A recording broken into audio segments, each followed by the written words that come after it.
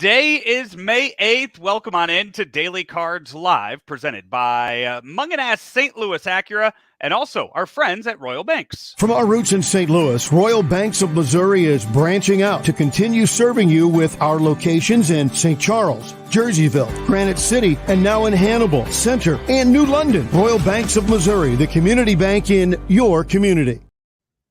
I am Joe Roderick, joined alongside by Bob Ramsey. And Ramber, for the first time this year, the Cardinals will head up north to Wrigley Field and take on the Cubs. First of a 3-game series, as I was worried as to what the vibe was going to be like at Wrigley if the Cardinals were to have fallen yesterday, coming in having lost 9 in a row. I'm actually heading to the game as soon as we're done with the show here. And I don't think I've ever been to a Cubs-Cardinal game when the Cardinals were this down bad. Well, because you weren't alive. I mean, I'm even talking like not in a playoff race at all. Like I'd always go early in the season. I would imagine the last time things have been this bad for a Cubs-Cardinal series would have been that 5-game series. What was that? 2007? Was that? Yeah, that was around that time. I would think would have been around that time. Would have been the last time things were that ugly during a Cubs-Cardinal series. I guess had we done our research, we would know. But let's go with that. I mean, the show prep that we put into this program each and every day, it's hard to imagine that we miss something like that. But it's not a great day out here. By the way, it's a very ugly day up here in Chicago. But I'm interested to see what the interaction is going to be like between Cubs fans and Cardinal fans tonight. I don't think it'll be much different. Probably a little more teasing. Winners laugh, losers yell, deal the cards. And the Cubs are winning right now, and they've got a pretty good club. Stroman's been really good. Their lineup, first 6 anyway, are very good. And they made some really good moves. Took a gamble on a guy like Bellinger, and that stuff is paying off. Big time. A few guys that they took a shot at, and I figured they would be in the hunt for a wild card spot given the roster they had. The pitching hasn't quite lived up to what they were hoping for, but that lineup is a pretty good one. One of the things I imagine will be brought up many times on the broadcast is the return of Wilson Contreras to Chicago, and I would imagine for a lot of Cubs fans, it's they probably enjoyed him while he was here, but probably laughing a little bit now after what transpired this weekend, given the Cardinals' decision to not have Wilson catch for a little bit. Gosh, I don't know. He's got a ring, and was an all-star 3 times. I think if there's any teasing, I think it would be about the Cardinals. I don't think that I could be wrong, but I don't think they'll. I think it would be misguided to kind of rip on Contreras. This is something you and I have gone back and forth on quite a bit already the first few weeks of the season, and that was Contreras' defensive ability. And going into it, the metrics say he was not a very good defensive catcher. I know you were you were all for giving him a chance, continued chance. Obviously, he was signed 5 years to be here and be the catcher for the Cardinals, and it took only 35 games into the season for the Cardinals to say, we might need to go a different direction with this. I know what the metrics say. I know what history says as far as Wilson Contreras goes with being a catcher.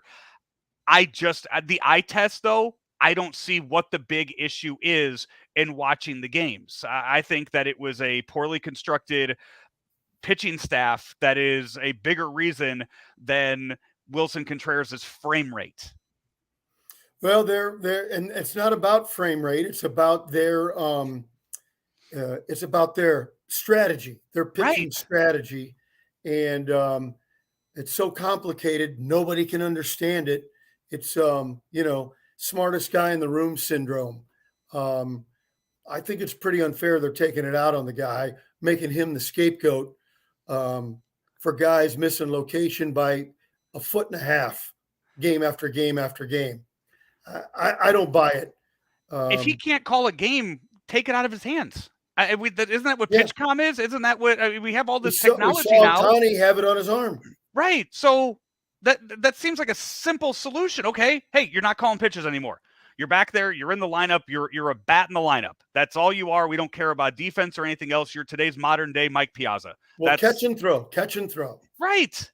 That's all we need you to do. And so I think, it was very eye-opening to see certain members of the media speak out the way they did over this decision on the weekend. Buster Olney was one of the big ones, and just a thread of tweets on the situation talking about the implications that this is going to bring to the ball club. And he kind of put it out there that you have a logjam now of prospects moving a guy like Wilson Contreras to the DH spot. Because now, okay, Nolan Gorman's your best hitter. Nolan Gorman was your DH. Where do you put him now? There's a trickle down, unintended consequences. You've been foisting Paul DeYoung on us for 3 years. Finally, he hits. Guess what?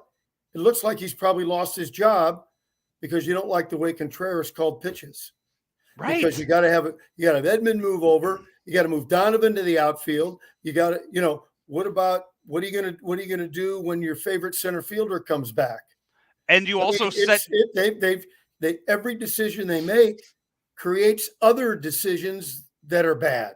And now Jordan Walker is also a step back in the process too, where I know he's not hitting the best down in AAA right now, but Jordan Walker, who started this year, 12-game hitting streak to start his rookie season, then gets sent down to AAA. Now he is one step further back in the process. By the way, Cardinals, I believe, 2-12 since they sent down Jordan Walker.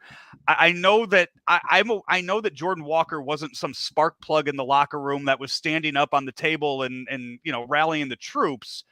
But I wonder if there was some sentiment of, wow, we really hyped this prospect up and made it all about him, and he did so well the first 2 weeks of the season and gets sent down. What does that mean for all of our jobs? I wonder if there was an emotional kind of trickle-down effect with that too. No, I don't think so. I think they had the log jam. They thought Walker was going to be one of the guys. Well, he had won the job.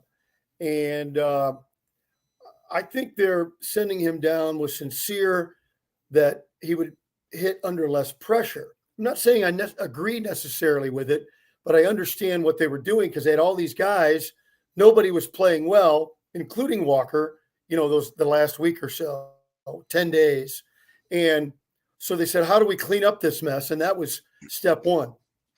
Well, let's look at tonight's lineup. Game starts at 6:40 at Wrigley Field tonight. The first matchup of the season between the Cubs and the Cardinals. Miles Mikolas on the mound for the Redbirds. The Cubs going with Marcus Stroman. Rammer, you mentioned the good season that he is already off to on the year. A 2-2 record with a 2.18 ERA. Miles Mikolas 1-1 with a 5.79 ERA on the year. Our starting lineups brought to you by Bootleggin' Barbecue. Open now 7 days a week. Bootleggin' Tavern open at the Shoto location now at the end of the Grove, 7 days a week. 4501 Shoto now opening at 11 a.m. Kitchen closing at 10 p.m. Bootleggin' Tavern, though, open until 11. And they have Bootleggin' Bob's. They have Second Shift, the family of restaurants now that Bootleggin' has built here in the St. Louis area continues to grow. And very shortly, Central State Sandwiches, the food truck associated with Bootleggin', will be open and on the road and at festivals all throughout the St. Louis area all summer long. Just check them out. Bootleggin' Tavern, Bootleggin' Bob's, Second Shift, and Central State Sandwiches bringing you at the lineups for tonight. Cardinals will go with Lars Nootbaar in right field. Paul Goldschmidt at first, coming off a 3-home run day at Busch Stadium yesterday.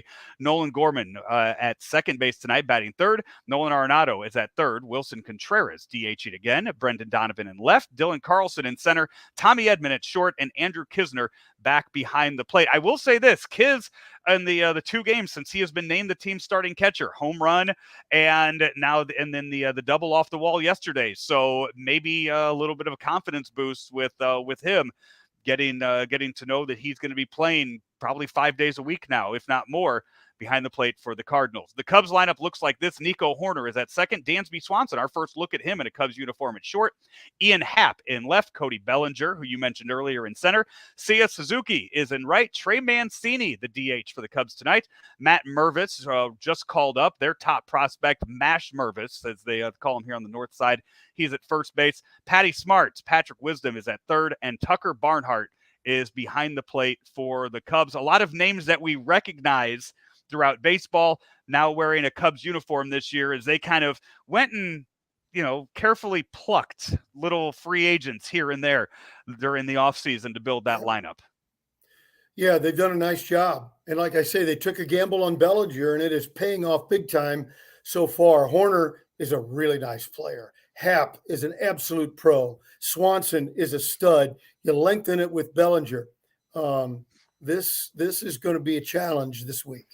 Bellinger, by the way, 0 for 7 in his career against Miles Michaelis. I think Miles has caught him the last few years when it's been kind of a downtime for Cody Bellinger in his career. The Cardinals, Paul Goldschmidt, as a .444 batting average against Marcus Stroman in 18 at-bats in his career. 3 home runs. Does he stay hot up here at Wrigley? Nolan Gorman, 12 at-bats against Marcus Stroman, 2 home runs for him. So a lot of power in that 2 and 3 spot for the Cardinals in their history against Marcus Stroman. So first of 3 games tonight up at Wrigley Field. You know what?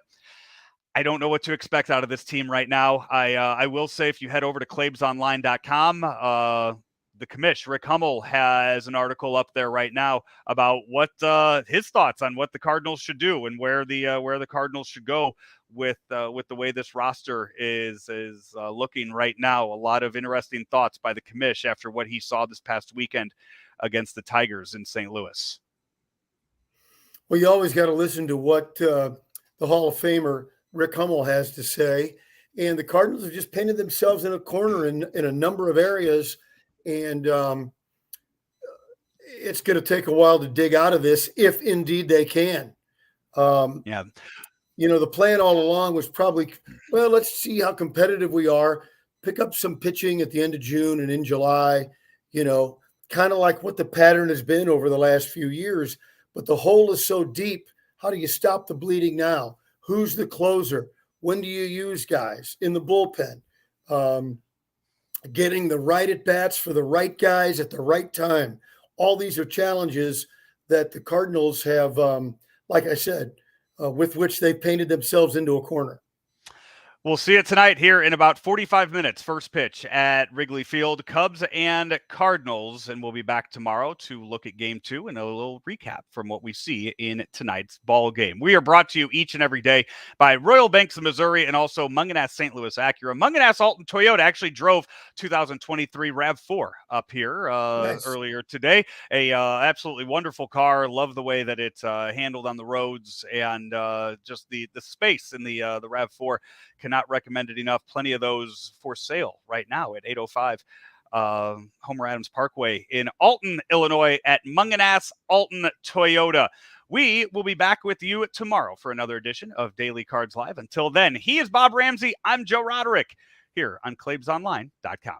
Nobody wants a surprise in their jelly donut. That's because the middle is the most important part.